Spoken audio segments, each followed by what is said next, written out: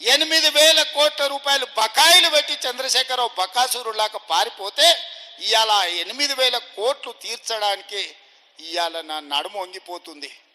ఇవాళ 8,000 కోట్ల రూపాయలు రిటైర్డ్ ఉద్యోగస్తుల బెనిఫిట్స్ ఇవ్వాలి అంటే ఒక ఆయన వస్తాడు, బిడ్డ పెన్లు ఉంది సార్, వెడ్డింగ్ కార్డు చూపించి నా బిడ్డ పెన్లు ఉంది, ఎట్లన్నా నా బెనిఫిట్స్ ఈ సార్, నేను దాచుకున్నవే కదా అని ఒక ఆయన అంటాడు.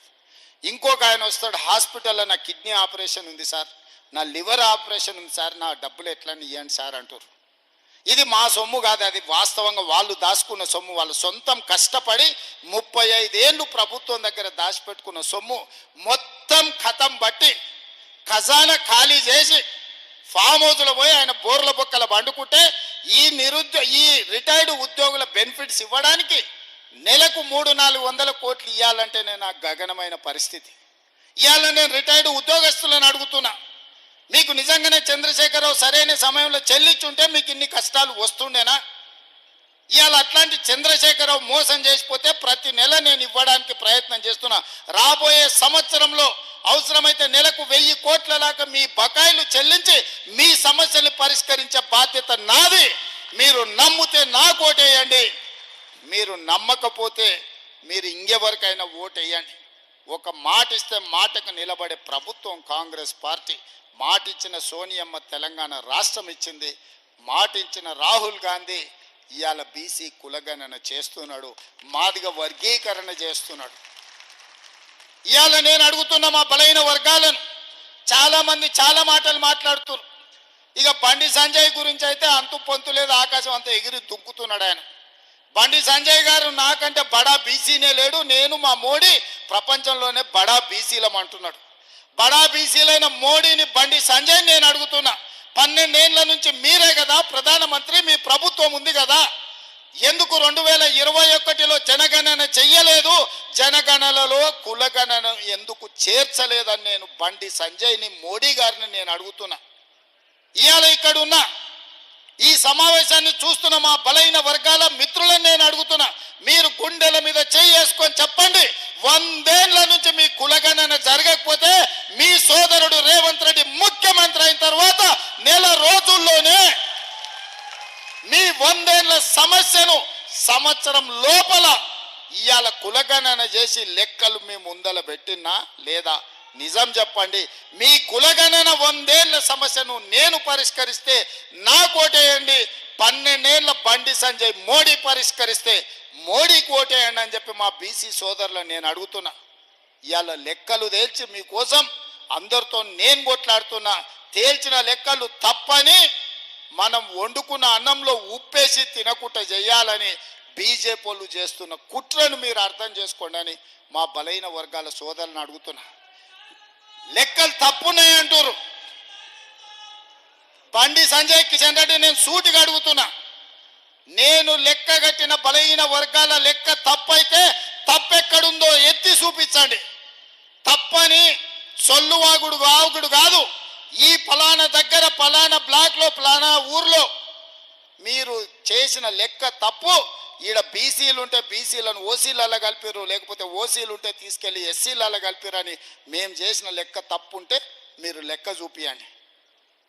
సొల్లు మాటలు మాట్లాడి వేదిక మీద నుంచి ప్రజల్ని తప్పుదోవ పట్టించి ఇలా పక్కాగా లెక్క కట్టిన కులగణను తప్పంటే రేపు బలహీన వర్గాలకే తీరని నష్టం జరుగుతుంది. సమగ్ర కుటుంబ సర్వే నన్ను చిత్తు కాగితాన్ని తీసుకొచ్చి వాళ్ళ లెక్కలు చూపిస్తారు. సమగ్ర కుటుంబ సర్వే 12 గంటలలో చంద్రశేఖరరావు చేసి ఇదే సొక్కమైన లెక్క అని ఆయన చెప్తుండు. ఆ సొక్కమైన లెక్కలు ఆయన చెప్పింది ఎంత అంటే బీసీల లెక్క 51%. కానీ పక్కా లెక్క కట్టిన నేను ఇవాళ 56.33% అని బీసీల లెక్క తేల్చింది నేను. ఇది పెరిగినట్ట తగ్గినట్ట మా బీసీ సోదరులు ఆలోచన చేయాలి. మా జర్నలిస్టు మిత్రులు ఉన్నారు చాలా వరకు, అందులో కూడా బలైన వర్గాలు ఉన్నారు. మీరు లెక్కలు చూడండి, నా లెక్క కరెక్టా, నేను పెంచినా, నేను చేస్తే లెక్క కడితే పెరిగిందా తగ్గిందా మీరు లెక్క చెప్పండి. చంద్రశేఖరరావు కట్టిన లెక్కలలో 21% ఓసీలు అన్నాడు, నేను కట్టిన లెక్కల్లో 15.29% ఓసీలు అని లెక్క తేలింది. ఇవాళ పెరిగినట్ట తగ్గినట్ట? ఎస్సీలలో ఆయన 18% అన్నాడు, నేను పక్కా లెక్క చేసి 17.45% అని తేల్చిన. ఆయన ఎస్టీలు 10% అంటే నేను ఇవాళ లెక్క కట్టి 10.08% అని నేను కట్టిన. మైనారిటీల లెక్కనే లేదు ఆయన దాంట్లో. 51% బీసీలు, 21% ఓసీలు, 18% ఎస్సీలు, 10% ఎస్టీలు అని 100% లెక్క కట్టి చూపించను. నేను పక్కాగా లెక్క కట్టి మైనారిటీలు 12.56% ఉన్నారు ఈ తెలంగాణ రాష్ట్రంలో. ముస్లిం మైనారిటీల లెక్క 12.56%. అందులో 10.08 బీసీలు, మిగతా వాళ్ళు ఓసీలు అని లెక్క కట్టి మైనారిటీల లెక్క కూడా తేల్చిన ప్రభుత్వం మా ప్రభుత్వం. బండి సంజయ్ అంటుండు బీసీలను మైనారిటీలను తెచ్చి బీసీలలో ఎట్లా కలుపుతారని. నేను సూటికి వేదిక మీద నుంచి బండి సంజయ్ గారికి, కిషన్ రెడ్డి గారికి నేను సవాల్ విసురుతున్నా. మైనారిటీలను రాజ్యాంగ పరంగా 1960 నుంచే నాకు తెలిసి బీసీలలో బీసీ రిజర్వేషన్లు పొందినరు. ఇవాళ దూదేకులు కానీ, తురక చాకలి కానీ, తురక మంగలి కానీ ఇట్లా 29 కులాలు బీసీలు ఇవాళ మైనారిటీలు బీసీల రిజర్వేషన్లు పొందుతారు. అంతెందుకు, కిషన్ రెడ్డి, బండి సంజయ్ సిద్ధంగా ఉంటే గుజరాత్ రాష్ట్రానికి నేను టీములను తీసుకెళ్తా. నరేంద్ర మోడీ గారు 12-13 ఏళ్ళు ముఖ్యమంత్రి ఉన్న గుజరాత్లో ఇవాళ ముస్లింలు 29 కులాలు బీసీ రిజర్వేషన్లు అనుభవిస్తున్నారు. ఇవాళ బీసీ రిజర్వేషన్లలో ముస్లింలు గుజరాత్లో ఉన్నారు. ఇవాళ ముస్లిం బీసీలు మధ్యప్రదేశ్ బీజేపీ ప్రభుత్వంలో ఉన్నారు.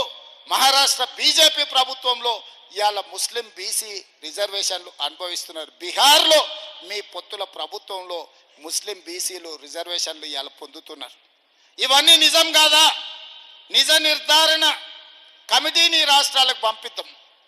ఇవాళ ఉత్తగానే భావోద్వేగాలు రెచ్చగొట్టాలి, ఎన్నికల్లో లబ్ధి పొందాలని కిషన్ రెడ్డి, బండి సంజయ్ కేంద్ర మంత్రులుగా ఉండి అబద్ధాలు చెప్పుకుంటా వీధి నాటకాలు వేస్తున్నారు.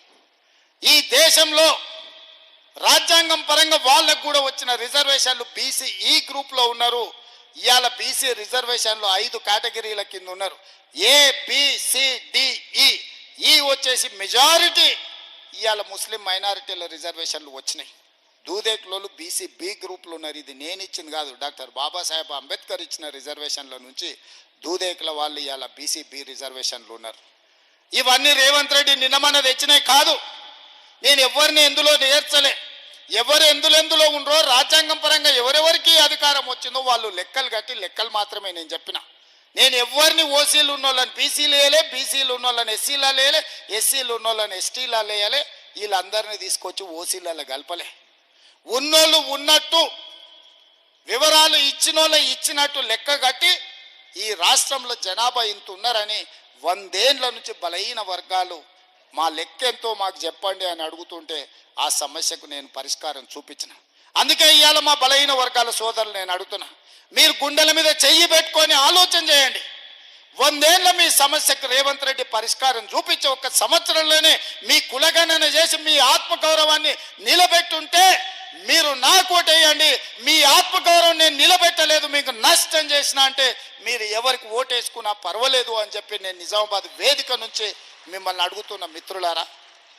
ఇవాళ మా మాదిగ ఉపకులాల సోదరులు మా డాక్టర్ లక్ష్మీకాంతరావు గారి నుంచి ఇక్కడ ఉన్నారు. చాలామంది మా దళిత సోదరులు వేదిక మీద ఉన్నారు, ఎమ్మెల్యేలుగా, ఎమ్మెల్సీలుగా, రకరకాల హోదాలలో.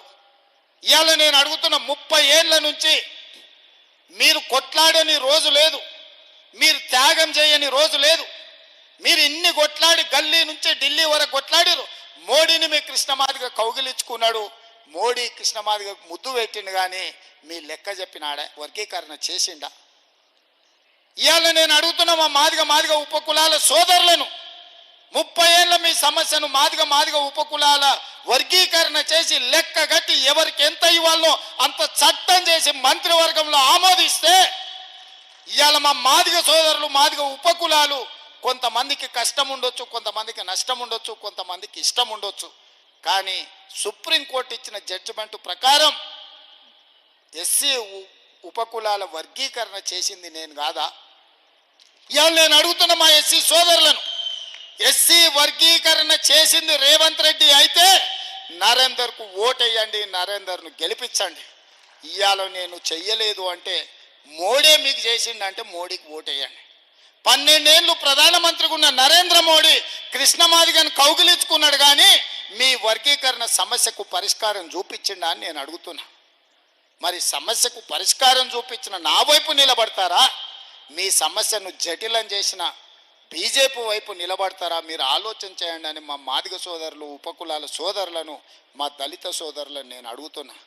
మిత్రులారా, ఇవాళ ఆలోచన చేయండి. 10 నెలల్లో నేను చేసిన పనులను మీరు లెక్క కట్టండి. 12 ఏళ్ళు నరేంద్ర మోడీ పరిపాలనను, 10 ఏళ్ళు చంద్రశేఖరరావు పరిపాలనను మీరు అంచనా వేయండి. ఇవాళ ఈ సమస్యలన్నిటిని దృష్టిలో పెట్టుకొని ఇవాళ నాకు అండగా నిలబడడానికి, నాకు తోడుగా ఉండడానికి శాసన మండలిలో మీ పట్టభద్రుల సమస్యల్ని ప్రస్తావించడమే కాదు, ప్రభుత్వం దృష్టికి తీసుకొచ్చి బాజాబ్తో ముఖ్యమంత్రి దగ్గరికి నరేందర్ రెడ్డి కాగితం పట్టుకొని మిమ్మల్ని చేయి పట్టుకొని వచ్చి మీ సమస్యలు పరిష్కరిస్తాడు. ఇవాళ మీ చేయి పట్టుకొని మీ సమస్యలు పరిష్కరించేటోడు మీ ఎమ్మెల్సీ కావాలన్నా, మీరు ఓటేసిన తర్వాత దొంగకు దొరకకుండా తుపాకీ గుండుకు అందకుండా పోయేటోడు మీకు